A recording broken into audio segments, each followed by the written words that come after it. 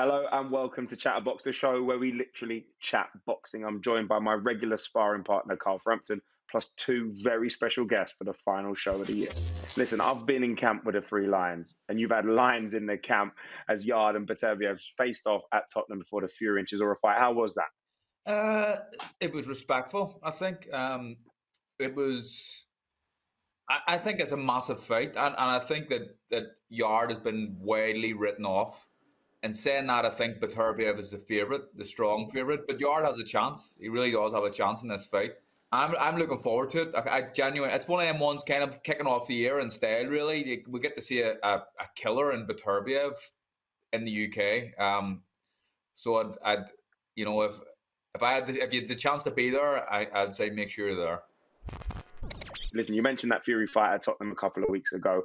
And another person in attendance was Oleksandr Usyk, and he was accompanied by his promoter, Alex Krassyuk. So I'm delighted to say joins us right now here on Chatterbox.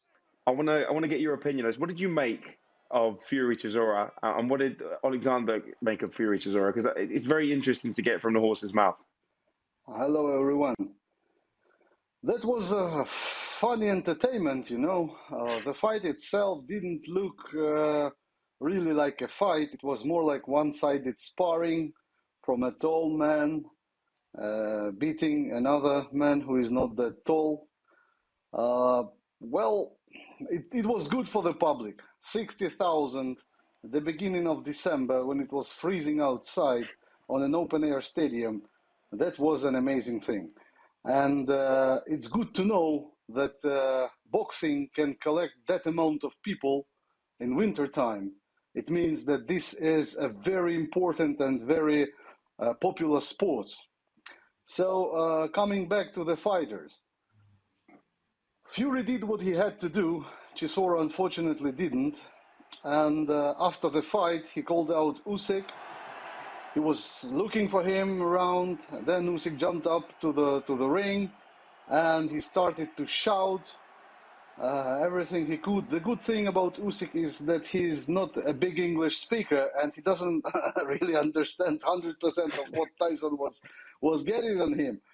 But it looked funny. And the funniest thing, I don't know if you mentioned that in one time when Fury was just putting all the energy on him, his phone called.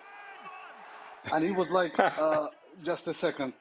Sorry, yes, let me call you back. That was a funny thing. I could imagine. It's always entertaining when Fury's in their house. Now, you were sat actually next to one of the other contenders queuing up to fight either Usyk or Fury, Joe Joyce. Listen, let's have a little look at Joe Joyce in the stands.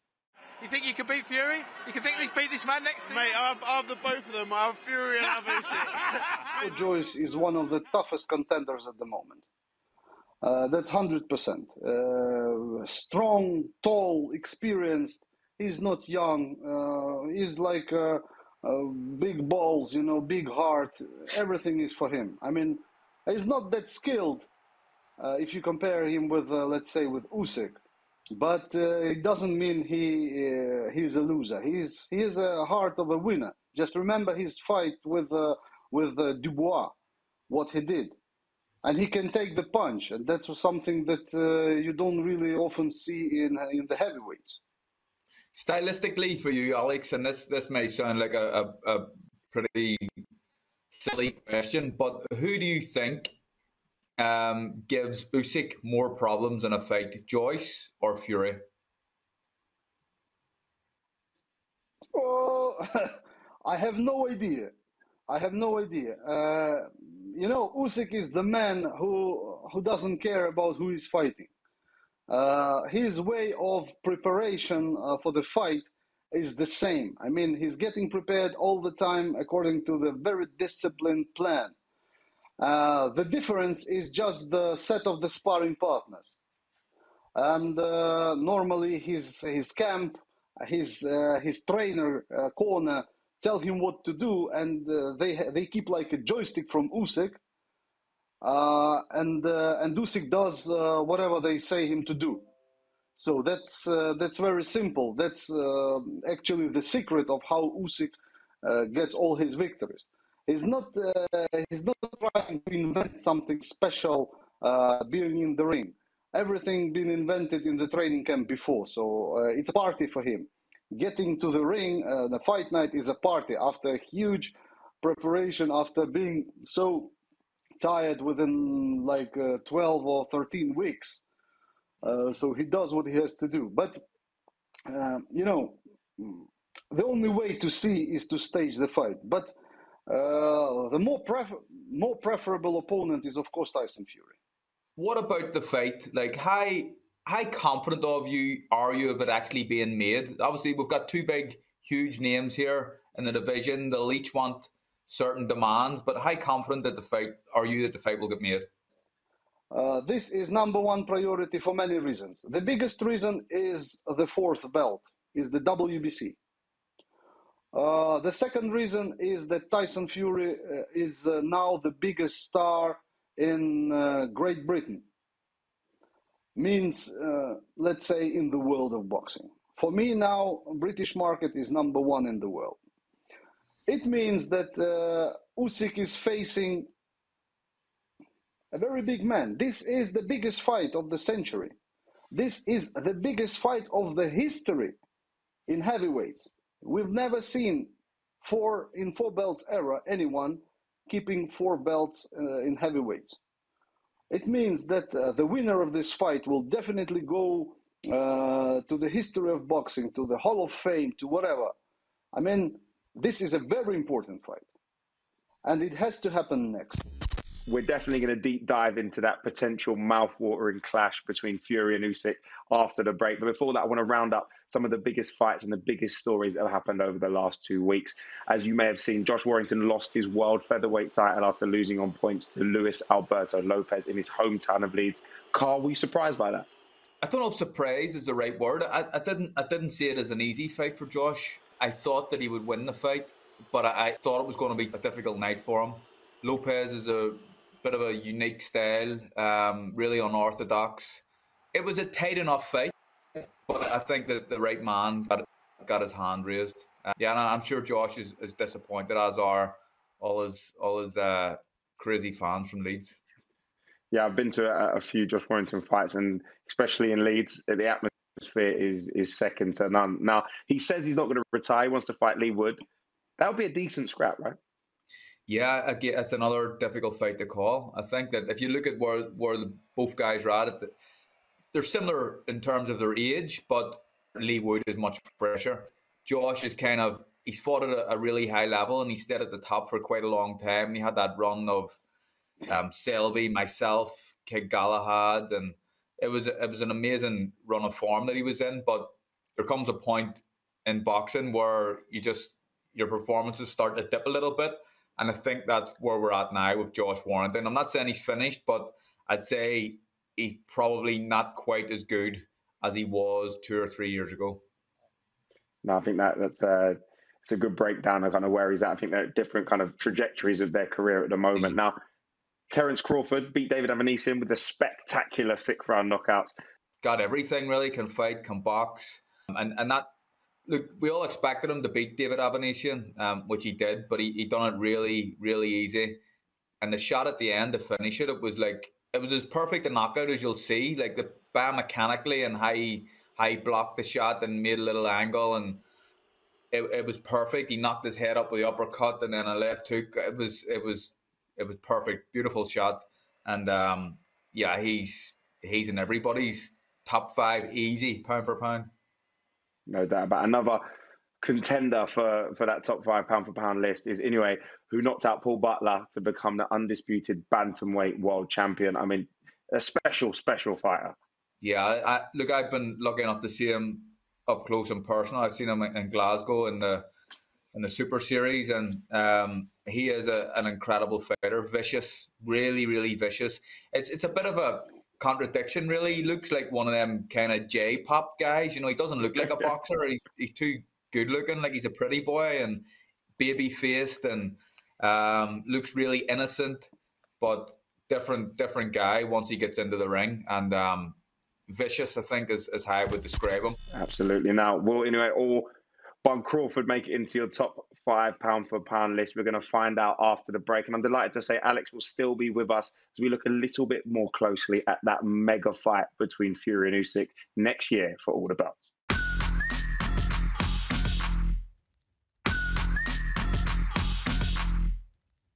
Hello and welcome back to Chatterbox. We've talked a little bit about Fury Chisora, but I think what took place afterwards is arguably more significant when this happened. 15-stone little midget beat a bodybuilder.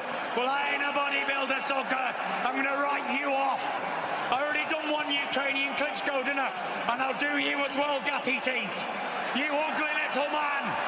You ugly little man. Alex, I want to say to you, it must make your life a lot easier because I mean, it's hard. You hardly only need to promote the fight when Fury's around. Absolutely no need. You even drag a little bit of stick towards you, Alex. Yeah, he did mention something that he's gonna beat Usyk in the ring and me out of the ring. Do you know what I like about Usyk is in comparison, it's night and day with Tyson Fury, where Fury's he's kind of loud, he speaks very well, he's kind of always the joke, either singing or shouting in someone's face, but Usyk, he's cool, he's calm, he's collected. It was amusing for him because he understands the real personality of Fury. That Luke and there are two Furies: Luke Fury and Tyson Fury. The one in front of the camera with the mic, the other one out of it without the mic, and that's what actually happened in the ring. Because when they pulled out the mic from him, he was like, "Okay, gentlemen, thank you very much." We shake hands. That's really amusing, you know, and it's funny to deal with such a personality because he's real. I mean, he's making his job properly. It's not just about promoting the fight. It's also a mind game. He's trying to get under his skin. He's trying to get into his brain and to wash it according to his demands. But the funny thing about Usyk is that he doesn't care about that. He's playing his own game. He's playing his own game with Tyson, which is not about trash talk. It's about like behaving. It's about staying strong, still, focused. These are the clash of two different styles. So, Alex, I'm sure you're backing Usyk to beat Tyson Fury, but what does he need to do to beat Tyson Fury? He has to do exactly the same thing that he used to do in his last 10 fights. He has to be quick on his feet. He has to throw punches, like almost 1,000 within 12 rounds. He has to score the victory. And if it comes closer to knocking the guy out, he will use this opportunity as the wild predator. He has that in his blood, but it's never been his main focus. So he comes to the ring with the goal for his hand to be raised after the fight. That's the only thing he cares about. He's doing it properly. I mean, he's doing it according to the plan. His corner gives him the discipline, how it should be done. And the only thing he has to do is to comply with all the demands from the corner. So I don't think that it's a question for what he has to do in the ring. It's more a question for what he has to do in the training camp. Because when he goes through 12 weeks of hard work, of hell, it's not just hard work. He comes to the fight very confident. He doesn't care about what he thinks, what anyone else thinks. He cares about his goal and he cares about what he has to do in the ring. So nothing really complicated about the plan. But the mind games before, they might pay off considerably. Is it a possibility that Usyk could win by knockout? Of course. You know better than I that to get a man knocked out, You just need to touch his chin with the proper power in a proper moment. And doesn't matter how big the man is. The bigger man is, the louder is the sound when he falls down. You know, it's like he's been down many times from a cruiserweight, even from cruiserweight. Yeah, does Usyk take confidence? So obviously we've seen the Wilder fights where he was knocked down, but he was knocked down by Steve Cunningham, who was a cruiserweight and probably not the biggest punching cruiserweight in the world. Exactly. And see how many times he's been down with Wilder. Well, Wilder hits hard, but I mean he found the moment to land his punch. It means that Fury has troubles in his defense. It means that he misses, and if he misses those punches that bring him down, it means that there is an opportunity to knock him out. We've seen Fury almost change his style over the last few years, where it instead of defense and that kind of slick style that he had, it's more front foot. He puts the pressure on fighters. Do you think that will actually play into your hands in terms of creating openings and he isn't than say 3-4 years ago? Definitely yes. He will try to use his advantages of size, of weight, of reach, and that's good for a fighter to use it in a fight. I mean, he will try to find the solution how to knock out Usyk. Otherwise, it won't good look for him. If he goes through the distance, there is like less chance for him to win on points than for Usyk. But it's good to punch, but to find the way to punch Usyk, it's very complicated because of his footwork, because of his aggression, because of his cutting angles. That's always you see how Joshua, how disappointed Joshua was after the fight. That was because he was completely frustrated. He tried to hit Usyk, but Usyk was on the other side. I mean, he tried to hit him on the other side, and suddenly Usyk was back on that side. This movement, I mean, this footwork, it pays a lot. This is something that you don't find really often, especially in heavyweights. I have a theory about Tyson Fury, and it's obviously we've seen the different styles. We've seen him being able to move around the ring and get up on his toes, but more recently, he's, as Josh has said, he's going forward. He's more aggressive. He's planting his feet a little bit more. Would you agree with Day here and that Fury cannot move like he used to? He's not able to do that, rather than this being a tactical change? No. No. Fury, in this last fight, I was sitting in a ringside, and most of the fight I was watching Fury's footwork. And it's amazing how a man like him can move, can use his feet. It's not about muscles, it's about the instincts, boxing instincts. It's the boxing skill.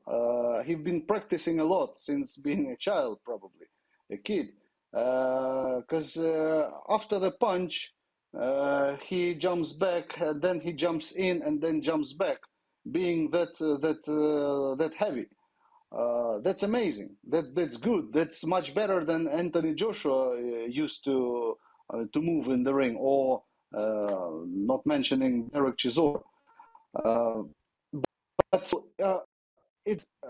it's good to use it when you see like a punching bag in front of you, so you can jump, you can adjust your legs for it. But if there's someone else moving around you, so you cannot control it, and you have to keep your focus on the man, and it's complicated. The biggest challenge for Tyson Fury will be to find the proper sparring partners for the training camp, because a southpaw, not that tall, moving like that and punching like that, it's really complicated. I don't see a lot. I mean, even something similar. But likewise for you guys, it's going to be difficult to find sparring partners to replicate Tyson Fury.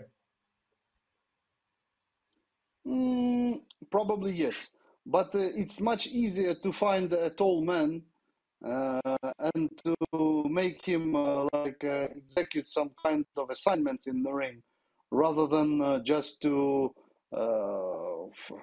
copy what Usyk does in the ring. What's a harder fight for Usyk, would you say, Joyce or Dubois? Because they're different styles. One's kind of more in the, I would say I put him more in the AJ bracket, and Joyce is just his own man, the juggernaut. Joyce is much harder than Dubois. No doubt about it. I can imagine. I mentioned AJ there just briefly. Wilder AJ. How do you see that fight going? Do you think that can get made? Difficult question. I would say it's a 50-50 fight. If it goes the distance, then Joshua is the winner. If it ends within, then bigger percentage is for Wilder. I think that it's the wrong fight at this stage for AJ to take. I think that Wilder, although there's many better technical fighters than him in the heavyweight division, he's probably the biggest punching heavyweight around. And one of the issues with AJ is he's very static and doesn't move his head. And I think at some point, Wilder potentially could take him out. And I just think there's still a few demons from Ruiz, from the two fights with Usyk. And he needs to get rid of them first, get maybe a couple of wins before he goes in with the top boys again. The best option for AJ to get back to the big boxing is the fight that you mentioned before, is the Wilder fight.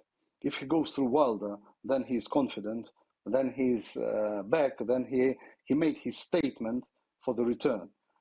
If he doesn't, then he just has to retire. If Wilder knocks him out, then it's over. It's over for him. That's it. Yeah, that's true. I don't think, maybe in UFC, maybe in MMA or whatever, but not in the boxing. There's not too much left for him otherwise. So, Alex, while we've got you here on Chatterbox, I want to ask you the question, what fight do you want to see next? I think we know the answer to that. And where do you want to see that fight happen? The next fight we want to see, it's not just not just myself, but Usyk and his team and everyone in the world, is the undisputed heavyweight championship. Tyson Fury versus Oleksandr Usyk. We are now in the position of making it fight happen. Regarding the place and the timing, so this fight has to happen until the 4th of March. And the location for this fight is planet Earth, planet Mars, Moon, whatever, because it can be accepted everywhere in the world as it's the biggest fight of the history. So we heard some talks from Saudi Arabia, but they never came up with any serious offer. I mean, any concrete offer. I've been in talks with some other countries like, so we have a deadline until the end of this year to finalize the location. If it doesn't end up properly until the end of the year, then it will probably land in Wembley. British fans deserve it, as no other fan in the world, for supporting boxing the way they do in England, in United Kingdom, in Great Britain. It's difficult to find anywhere on planet. So if we don't find the solution until the end of the year with the Middle East, so it will definitely go to Wembley or to Cardiff or to any other place in the United Kingdom. Is that a concern for you, Alex, to have it if it does end up in the UK? It's not a concern. It's good news. You know, there's no other place in the world with that kind of atmosphere on a boxing match. No, that's a fight I think everyone would love to see happen in the UK. And I know Usyk's got a lot of fans here. Obviously, Tyson Fury is his hometown, so no doubt about that. Listen, that's all we've got time for in part two. Alex, thank you so much for joining us. Some fascinating insight there. Now we're swapping one great guest for another. In part three, we're going to be joined by the world-renowned combat sports journalist, Ariel Helwani.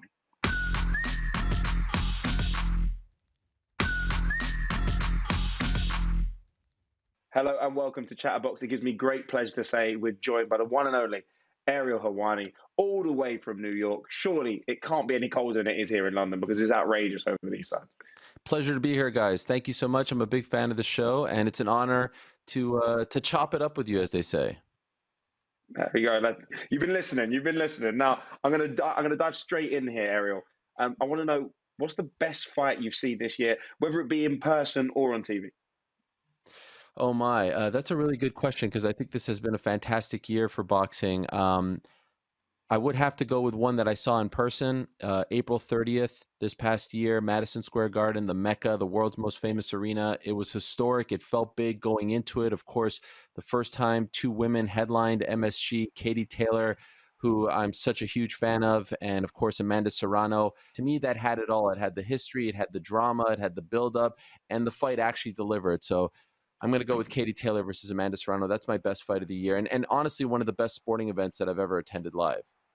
Great minds think alike. Great minds think alike. Ariel, that's my fight of the year. And I think more than what the fight really delivered, like you said, it was a fantastic fight and a competitive fight. But it was a really historic event. And I wasn't lucky enough to be there. But two of the greatest female fighters of all time going toe-to-toe like that in the Mecca, it all kind of just added to that, just to make it even more special, I think. Yeah, no, for sure. I've got to say a big shout out as well as a fight, as a contender, was Wood versus Conlon, because the way that finished, that fight was absolutely incredible. It was like a wall of noise, and I don't think anyone expected it to finish how it finished, with Lee Wood kind of going down early in the fight, going down heavy, and then eventually brutally stopping Conlon, knocking him out of the ring. That was right in front of me. So I've got to give a big shout out to that fight because I don't want it to go under the radar. Incredible fight. You took the honorable mention right out of my mouth. I love that fight. That, to me, honestly, one of the best fights that I've ever seen, period. Just the back and forth action, the crowd, that was incredible.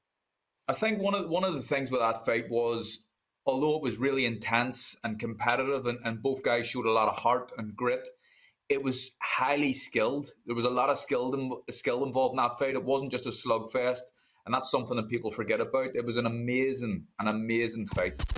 Ariel, I want to get your view on a huge boxing fight that happened that maybe kind of changed the trajectory of heavyweights' careers, because we've got Parker against Joyce, and that was a fight where people thought, right, are you ready to compete at a top level, Joe? Can you do it against someone who's been there, who's done that? What were your thoughts watching that fight? Yeah, I thought the same. Obviously, UK heavyweight scene is incredible right now, and I think a lot of people are wondering if he could be that next guy. Daniel Dubois is another one of those guys. We're wondering if he could be that next guy. But I thought he looked great on the night. I thought it was a great performance out of him. I don't know if he's quite at that level with those top guys just yet. But I mean, right now, if you compare the UK heavyweight scene to the American heavyweight scene with the guys that, are coming out of the UK, not to, obviously the Tysons of the world and all that, but even like the younger guys, the guys coming up like the Joyces, like the Dubois, compared to what we have here in America, it's not even close. There is a name in America that I'm very, very high on, Jared Big Baby Anderson, who looks amazing. He gets hit a lot. He got hit a lot in his short fight, but the guy doesn't know what a third round looks like. He's been unbelievable. He just fought this past weekend for Top Rank, and I think he's like our only hope. I say this as a Canadian/American. Deontay Wilder, of course, we'll probably see him back against Andy Ruiz, and that should be something of interest. And I thought he looked pretty good, obviously, in his return fight. But Jared Big Baby Anderson is a name to remember. Very young, I believe 13-0 off the top of my head. He's looked great, and that's pretty much the Americans' only hope right now for a promising heavyweight coming up the ranks. 2022 hasn't all been smelling roses and happy days. We've had some low lights, and I want to kind of go through them and kind of get your opinion, both you and Carl. First of all, we can't not mention the Conor Benn situation. What did you make of that? And what I will say is, recently, you know, I spoke to Conor, and he was like, "Listen, things have come to light. My team have proven my innocence." Do you believe that? Because as a person, knowing him personally, I don't feel that he has that in him to cheat knowingly. Can I jump in there? See the statements that are coming out. Like, I can prove it, but I'm going to keep you waiting. Like, what are we waiting on? If you can prove your innocence, prove your innocence. Now, another low light for me personally, I want to find out if it's the same for you, is Josh Taylor, Jack Catterall, that rematch not happening. Oh, yeah, because the first fight was an absolute robbery. I mean, it was one of the worst decisions that I've ever seen. It was, you know, look, this is going to be a part of boxing forever. And it's funny because I also cover MMA, right? And in MMA, we see robberies. We just saw one recently with Paddy Pimblett. But we see robberies in MMA more so because we are using the boxing model, the boxing scoring model, to score fights that are very different than boxing matches, right? The 10-point must system does not apply to mixed martial arts. This was a really bad decision. I'm a big proponent of open scoring. I feel like open scoring would at least let the fighter who's about to get screwed know that, all right, clearly the judges don't know, or they don't know what they're looking at, or they're not scoring for me. So at least I have to do something, as opposed to getting to the final, you know, point of the night. The fight is over. You can't do anything anymore. And now they've just robbed you of all this glory, who knows, money, et cetera, et cetera. So that was the fight where I've gone on this open scoring crusade this year for MMA and boxing. But as far as boxing is concerned, that was the one that really made me say, like, at the very least, if these guys are going to get screwed, let them know that they're about to get screwed. And in this case, I think it could have helped. So I'd love to get your guys' thoughts on that, because I don't know if corruption or bad scorecards or anything like that is ever going to change.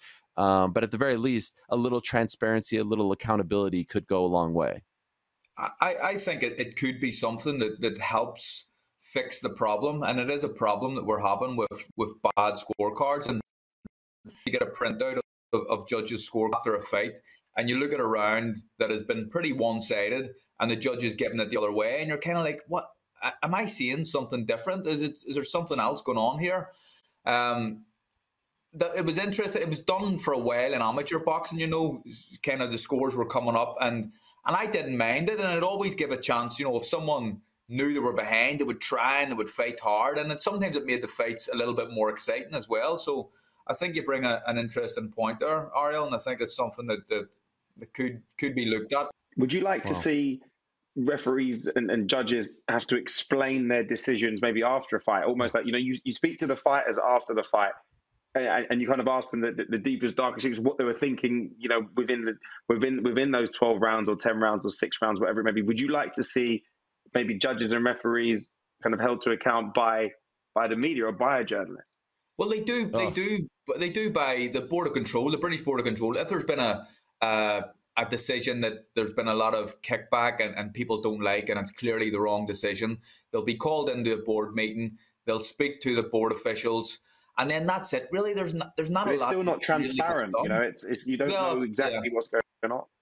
Yeah, well, that's a point. Then maybe open it up and let people like Ariel, people from the media, interview these guys and try and get their opinion on it. That could be something as well. I want to quickly just touch on Spence against Crawford falling apart again. Obviously, Spence was involved in a horrible car crash last week, but thankfully appears to escape with kind of minor injuries, which is brilliant. But that fight, it never quite gets across the line. It's a fight where you want to see who's almost. It's like a clash of the pound for pound number ones in that division. So, you know, I was looking at lists from last year on fights that need to happen in 2022, and that was at the top of the list. And I would say once again, for 2023, that's the fight that needs to happen. If you pit these two guys against each other or against any other welterweight on the planet, then they win. It's clear they're clearly the top two guys in the division. And a lot of people aren't sure as to who wins the fight or who's the better guy, and that's why they need to fight. And we shouldn't look at examples like Pacquiao Mayweather, because that happened way too late, and we don't want it to be the case with this fight. But we should look to the four kings and Duran and Hagler and Leonard and Hearns, and these guys fighting each other in their prime. That's what we need, and that was the the era of boxing. That was the greatest era, in my opinion, for boxing. We need something done to make the big guys fight each other, really. Listen, we're gonna dig into that a little bit later, but right now we're gonna take a break, and when we come back, we'll be looking forward to 2023, which could very well be a vintage year for boxing.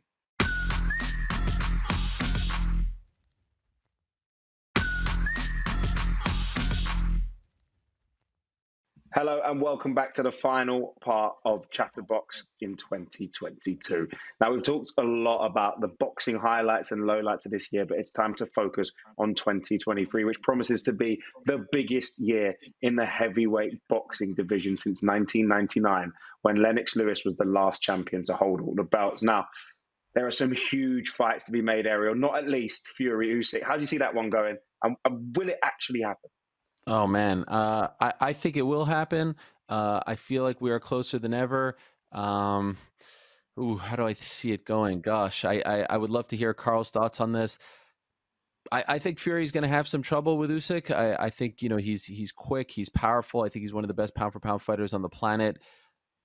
Ultimately, though, I'll go with a decision for Fury. I'll say that Fury's size and the way he commands the ring and just the way he boxes is incredible. Obviously, his last two fights weren't really, much challenges, but I still think he has, a little left in the tank. So I'll go with Fury. But most importantly, I don't really care who wins. I just want to see it happen. And I think it will be one of the great scenes in recent memory. And I feel like we're close. And hopefully, we won't get 8 retirements from Tyson Fury between now and then. And we won't get all this nonsense. Like, just make the freaking fight happen. This is the one, guys. You're right there. Get it done. Like Ariel says, I think there's some issues in the fight for him. It's not an easy night, but I think that Fury would win a pretty clear points decision. We definitely hope that we can all see that fight, because it's one that's been in the making for a long time. Now, we've had noises from Eddie Hearn about a potential fight between AJ and Wilder. I get a feeling that Joshua doesn't want to fight him. That statement just, I think, made Joshua say, I'm not going in the ring with that. And look, if not, we're fighting Ruiz. It'll be early in next year. And then we'll see. Look, Usyk said if he wins, he'll fight us. You never know. Ariel, talk to me. Is Shelley spitting facts when he's saying that AJ doesn't want any smoke when it comes to Wilder? I think AJ has to figure out a lot of things. He's changing up his training camp again. Does he go to America now? Does he go train there? Does he let someone take control of his career? Does he continue to act like his own boss? I think the former would be the right move for him at this point. Where's he going to go? He's not with Garcia anymore, it seems like. So he's got to figure out all that stuff before he goes into a fight like that. What I would suggest Eddie Hearn and company do is just get him a win. Even if it's against a lackluster opponent, get his confidence back, and then we look at a Wilder fight maybe back end of the year. So, guys, I think we can all agree that Usyk and Fury are at the top of the tree when it comes to the heavyweight division. But who's coming in at number 3? Who has the best chance of potentially wrestling those belts away from either Fury or Usyk? I think it's Joe Joyce. And I don't want to put words in your mouth, Ariel, but I think you would probably agree with that. He's the type of fighter who you don't really fight unless you're forced to fight him, and he's in that mandatory position, because it's always going to be an ugly fight. He's someone who literally soaks up punishment. He is as fit as a little bantamweight. He throws hundreds of punches. So fit, tough. It's like he's no real rhythm either. Everything's it's slow and stuff, but there's no rhythm to it. It's hard to catch it, figure out his rhythm, because he doesn't have one. It's a really strange style, but I think that, I'm not saying he beats the guys at the top, Usyk and Fury, but he's the one who comes closest, certainly. I think he gives them all a hard night. So the heavyweight division is flying. We've spoken about some of those matchups that we wish to see. Now, Ariel, what are some of the other big fights that you want to see made in 2023? It's on your Christmas list. Oh, man, there's one that comes to mind right away, and that's Ryan Garcia versus Tank Davis.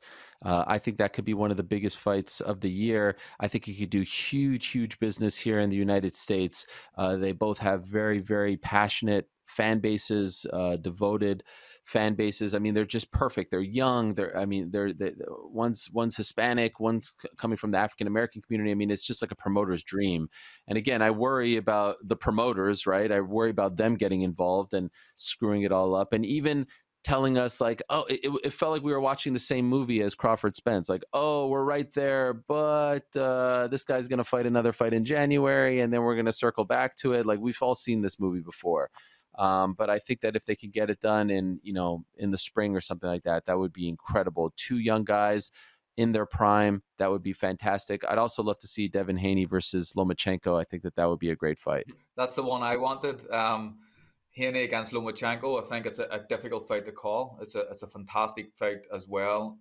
Haney is a much better fighter than I thought he was a year ago. I always appreciated him and understood that he was a good fighter, but his last couple of wins, he's really impressed me. Lomachenko has impressed me for as long as I've seen him box. He's an unbelievable fighter with a completely unique style. But to bring it back to the UK a little bit, I think a really interesting fight, well, a trio of fights really, and we'll say the UK and Ireland would be Lee Wood, Mick Conlon, Josh Warrington, a little trilogy thing going on there. Any fights amongst them three guys, I think, would be fantastic as well. Absolutely. We pray that we see those fights in 2023. Now, on the completely other end of the talent spectrum, shall we say, Tommy Fury, Jake Paul, is that a fight that you want to see? How do you see that fight going? Honestly, I'm a little bit surprised they're going back to the well, because we've already gone through this twice already and it has fallen through. And I'd love to hear Carl's thoughts, but I think Jake wins this fight. I think I don't think it's that tough for him, to be honest. I keep getting into trouble talking about Tommy Fury and Jake Paul, and I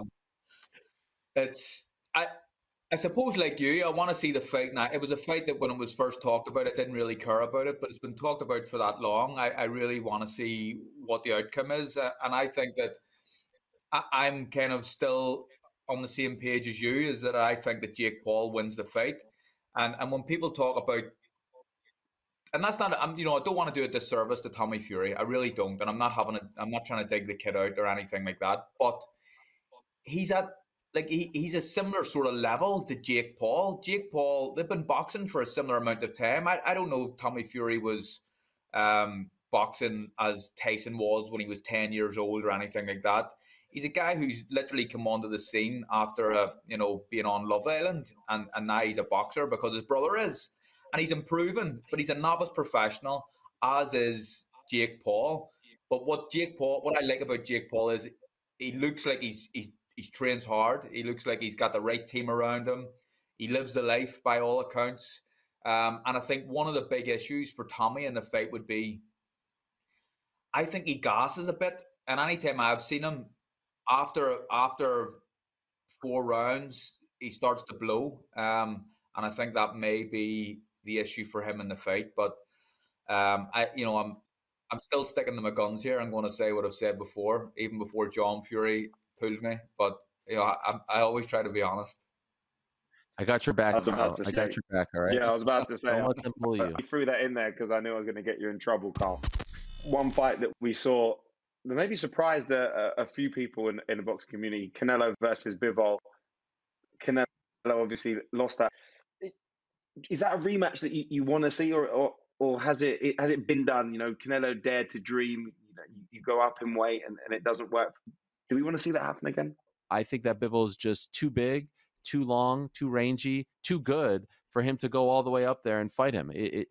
And by the way, with all due respect to Dimitri Bivol, he's not a big enough name for him to go up and do this and take this risk. It's not like he's some generational superstar where Canelo's like, I got to get this one. He's not that guy. But it's not, to me, a fight that has to happen, and I think it would be a big misstep on their part if they do it. Okay, guys, we've spoken about some of the biggest names in boxing. And Carl, we actually touched on some of your pound-for-pound list. I want to see the official Ring Magazine pound-for-pound list. And then also the BoxRec pound-for-pound list, and we'll see where your top 5 matches up. Let's have a look. This is the Ring Magazine pound-for-pound rankings. Usyk number 1, Inoue number 2, Crawford number 3, Spence Jr. at 4, and Canelo Alvarez at 5, closely followed by Dmitry Bivol and Vasily Lomachenko. Now let's go to the BoxRec pound for pound rankings, and we'll work out kind of where they differ. So according to BoxRec, Canelo Alvarez steps in at number 1 in the pound for pound rankings, followed by Tyson Fury, Bivol, Crawford, Golovkin, and Usyk, and AJ at 7. Now, Carl, I'm very interested to hear yours. Give me yours first. So I've got number 1 Usyk, I've got number 2 Inoue, number 3 Canelo, I've got Crawford, and then I've got Bivol. And people may say, why have you not got Tyson Fury in it? And I think the reason why I have most of these guys in it is because they're in weight divisions. They were in weight divisions, which allows them to go up and go in through weight divisions. Fury's in the top guy, you know, in the heavyweight division. It's always difficult, isn't it? Pound for pound. I don't really like doing them, but that was my goal. I disagree with Ring. I disagree with BoxRec, and I disagree with you, Carl. You all got it wrong. Now, here's the thing: when it comes to pound for pound, you have to consider like strength of schedule, who they're fighting, their resume. You have to see who's moving up, who has room to move up, who is trying to get those big fights, who's beating the big names. Also, longevity. So all that in mind, to me, Terence Crawford, number 1. He's been doing it for so long. He's moved up. He continues to stop guys. He doesn't coast. He's an unbelievable fighter. And right now there's no one who's touching him. Spence, maybe. I still think he even beats Spence. All right. Number 2, I give to Usyk. Goes up from cruiserweight. He's beating tough guys at, heavyweight.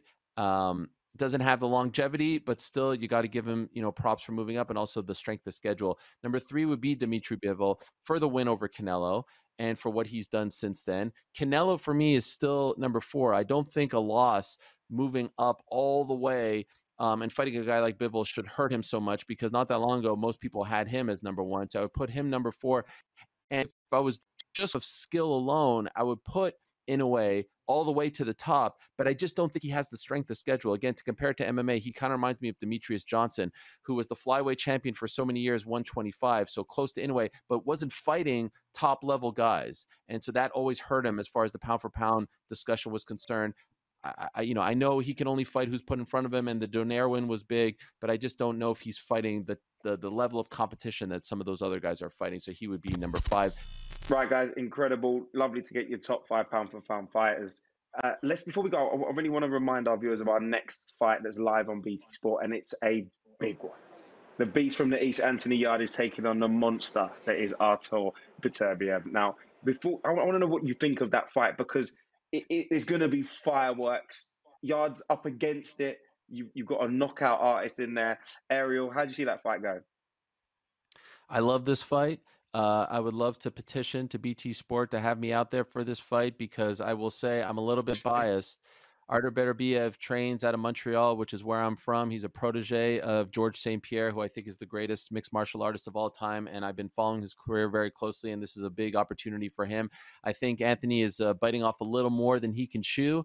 I think Beterbiev is going to smoke him. I think he's going to look great. I think he's going to stop him. Carl?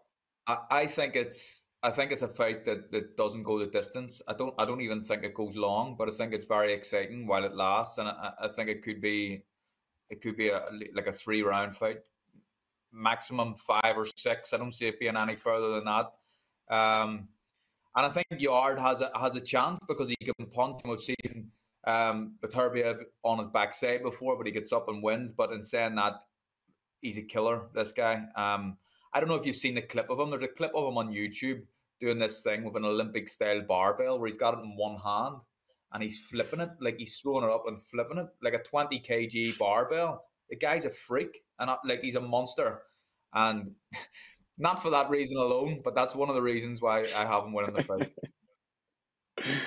No, it's going to be interesting, that's for sure. You don't think it's going to go long. I tend to agree with you. That is on January 28th, live on BT Sport. Now, that is it for the final episode of Chatterbox this year. Thank you so much, Carl, Ariel, and Alex. Thank you guys for watching. Have a great Christmas, and we'll see you next year.